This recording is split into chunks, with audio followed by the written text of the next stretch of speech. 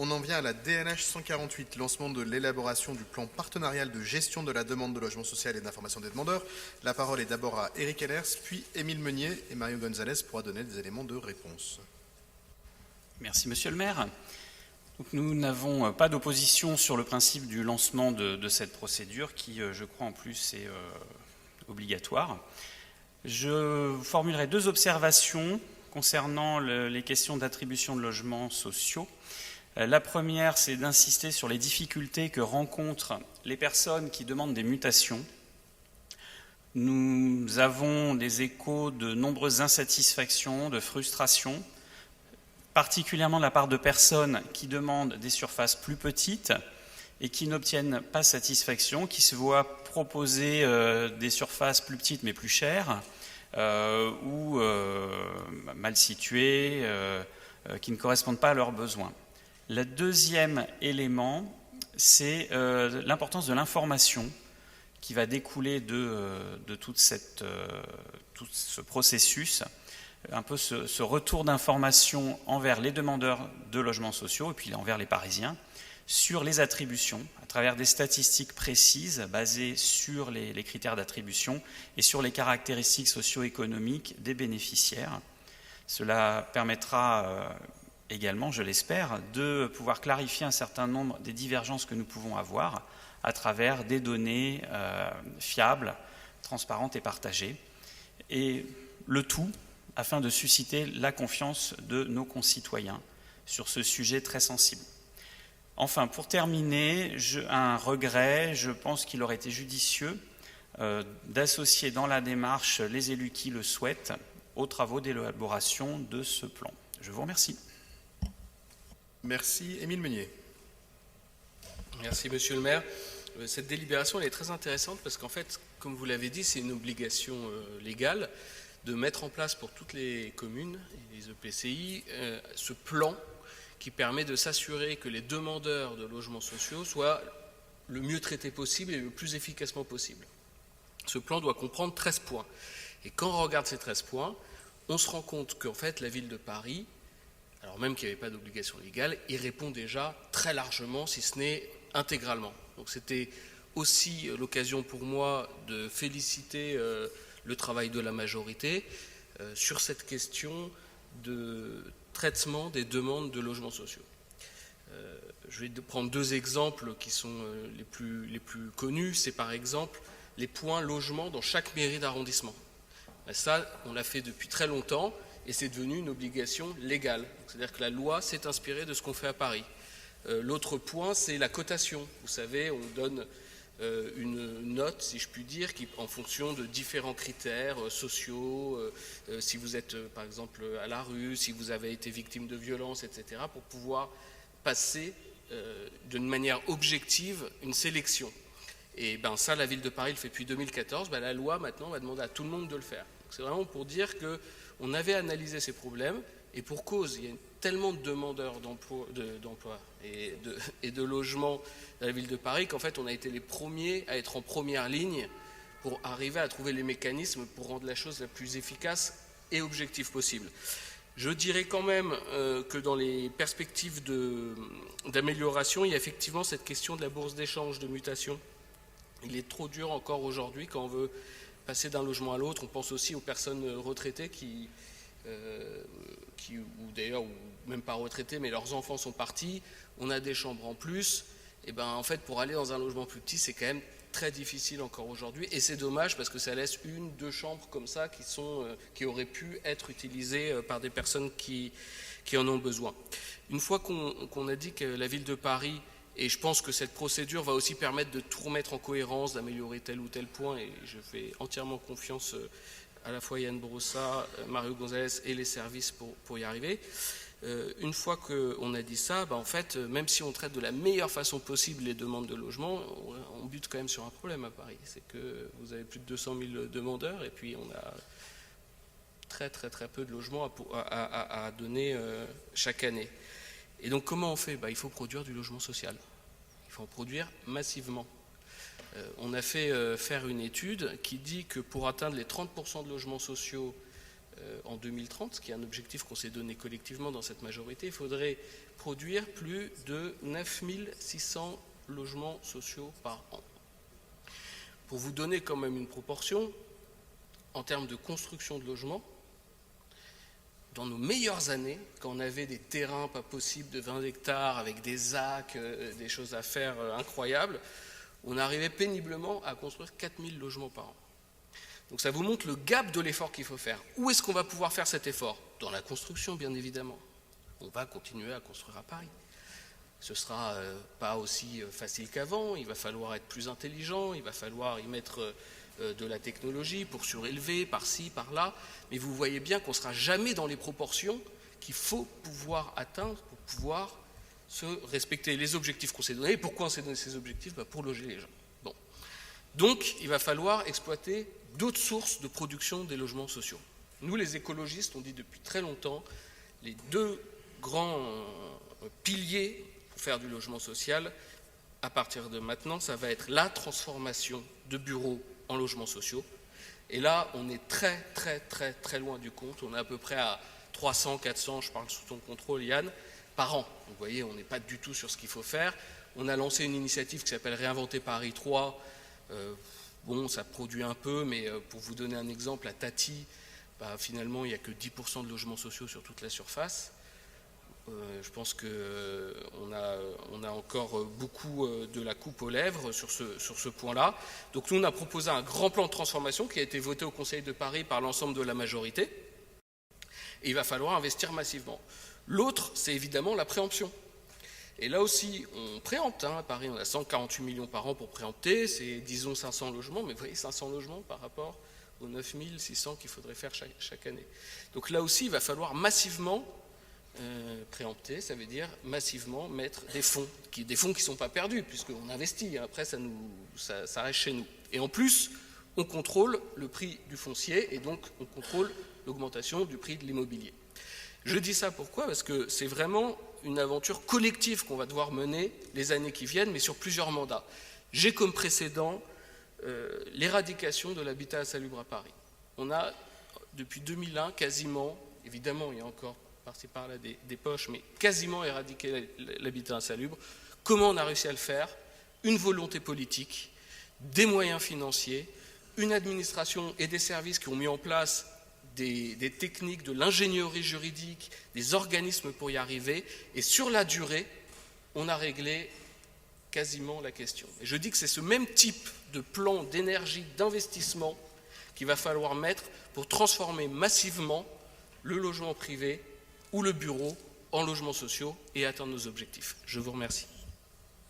Merci. Mario Gonzalez. Merci, Monsieur le maire. Alors, sur les observations de Monsieur Heller, en ce qui concerne le plan partenarial de gestion de la demande de logement social et d'information des demandeurs, vous évoquez un point particulier qui est celui de la mutation. Sur la mutation, il est vrai qu'il y a beaucoup de déceptions, et nous en sommes nous-mêmes souvent les destinataires, puisque j'ai souvent des courriers de demandeurs de logement qui, en fait, cherchent à changer de logement social. Alors, plusieurs choses ont été faites par la ville. La première, c'est la convention des mutations, qui est d'ailleurs citée dans la délibération. C'est une convention qui, notamment, par laquelle la ville de Paris s'engage notamment, les bailleurs sociaux de la ville s'engagent à réserver 25% de leur PAC à la mutation. Et l'État, c'est 20%. C'est les bailleurs sociaux qui vont gérer ce quota. Tout ça pour essayer d'augmenter effectivement la part de logements sociaux réservés à la mutation. La grosse difficulté de la mutation, c'est que le taux de rotation dans le parc social est extrêmement faible, aux alentours de 4%. Donc, très peu de logements sociaux qui se libèrent. Aujourd'hui, quand quelqu'un obtient un logement social, il y reste quasiment toute sa vie, ce qui n'était pas le cas il y a 40 ans, 50 ans, 60 ans. Donc ça rend extrêmement difficile la mutation. Dernier outil que j'ai oublié de citer, c'est effectivement la bourse échangée habitée. Alors là, Émile Meunier souligne la difficulté notamment de l'accessibilité numérique. C'est vrai, et il faut toujours alerter les bailleurs sur ce point, de telle sorte à ce que les personnes qui n'auraient pas une facilité pour utiliser les outils numériques puissent le faire dans les agences territoriales des différents bailleurs. En tous les cas, ce sont les 3 outils qui existent pour faciliter, agiliser la mutation, mais c'est vrai que, vu le taux de rotation, c'est extrêmement compliqué. En ce qui concerne les informations sur le logement, Monsieur Heller, je vous renvoie aux documents que vous pourrez trouver, enfin les documents publics autour de la conférence du logement de Paris, où il y a plusieurs chiffres qui sont possibles, disponibles. Vous avez également l'étude de l'APUR, sauf erreur de ma part d'ailleurs, la dernière étude est très récente sur le logement social à Paris. Et vous avez également l'ADIL qui tous les ans fait un rapport très instructif sur le logement à Paris, et vous y retrouverez notamment des informations très intéressantes sur la construction de logements, sur la création de logements sociaux, parce que c'est pas la même chose, construire un logement social que créer un logement social, et également sur les catégories de logements sociaux par arrondissement. Voilà, ce sont vraiment 3 outils très utiles. Je citerai également, par rapport à tout ce qu'a dit Émile, effectivement, le plan, aujourd'hui, la ville a atteint tous les objectifs visés par le plan et donc visés par la loi. Et ce, bien avant la promulgation de la loi Elan. Et l'on peut s'en féliciter. Je citerai également un autre outil qui est utilisé non pas par toutes les mairies d'arrondissement, mais en tout cas par la mairie du 18e arrondissement, qui est celle des permanences d'élus. Parce que nous avons beaucoup d'habitants qui souhaitent, et c'est bien légitime, au bout de nombreuses années d'attente, ou tout simplement pour avoir des explications, ne pas avoir comme seul interlocuteur les fonctionnaires de l'antenne logement, que je remercie d'ailleurs pour leur travail, mais avoir un élu. Voilà, donc ça c'est à la discrétion des mairies d'arrondissement. La majorité, les élus de la majorité le font, et c'est extrêmement apprécié de la part des habitants, puisque ça leur permet d'avoir des informations utiles et des conseils utiles sur comment faire évoluer leur dossier, parce que très souvent on constate que les dossiers sont incomplets ou les informations sont erronées. Voilà, donc nous allons travailler sur ce plan, et c'est à peu près tout ce que j'avais à dire. Merci beaucoup à toutes et à tous pour cet échange sur un des sujets, si ce n'est le sujet de priorité d'un très grand nombre de Parisiens. Je vais donc mettre aux voix cette délibération DLH 148 qui est pour unanimité et je vous en remercie. On en vient à la location de l'immeuble du 44 avenue de Clichy à la RIVP et la parole est à Éric Ellers. Oui, merci Monsieur le maire. J'ai écouté avec beaucoup d'attention le long développement d'Émile Meunier, qui est très intéressant et qui, chers collègues, semble exprimer la difficulté de l'atteinte des 30%, qui semble être un objectif quasi inatteignable. Là, avec ce projet du 44 avenue de Clichy, nous avons un peu le parfait contre-exemple. À savoir que nous sommes dans le cadre d'une préemption, un immeuble qui a été acheté 7 millions d'euros pour une surface de 880 mètres carrés utiles, ce qui fait le prix du mètre carré quasiment à 8 000 euros. Donc on est dans le marché, on est prix du marché. Habituellement, les préemptions se font avec d'importantes décotes. Vous pouvez regarder, il y a des décotes importantes sur les prix. Là, il n'y en a pas. En plus, l'immeuble, donc non seulement il est acheté en bloc, en plus il est occupé et il est indiqué comme étant vétuste et peu entretenu, ce qui laisse augurer 2 dépenses qui risquent d'être importantes pour sa remise en état. Donc là, la ville, il semble difficile de dire qu'elle a fait une bonne affaire. Et tout ça pourquoi ? C'est pas pour créer du nouveau logement, comme vous l'avez dit, chers collègues. Créer des logements neufs à Paris, c'est quand même difficile. Il n'y a plus trop de place. En plus, nous ne souhaitons pas non plus bétonner à l'excès. Donc, si ce n'est pas pour créer du logement, pour desserrer la contrainte de la demande de logement, c'est que c'est une opération de mixité. C'est l'alternative. Or, cette mixité, elle se ferait dans un quartier qui est déjà mixte. Ce quartier de l'avenue de Clichy est un quartier assez mélangé de Paris, où on côtoie un peu toutes les couches sociales. Donc il n'y a pas besoin de mixité dans ce quartier-là. Donc on va dépenser 7 millions pour rien. Voilà. Alors sauf si monsieur le rapporteur nous sort de sa manche un de ces arguments dont il a parfois le secret, sur une situation particulière qui justifierait cette opération, Cela nous semble assez contestable.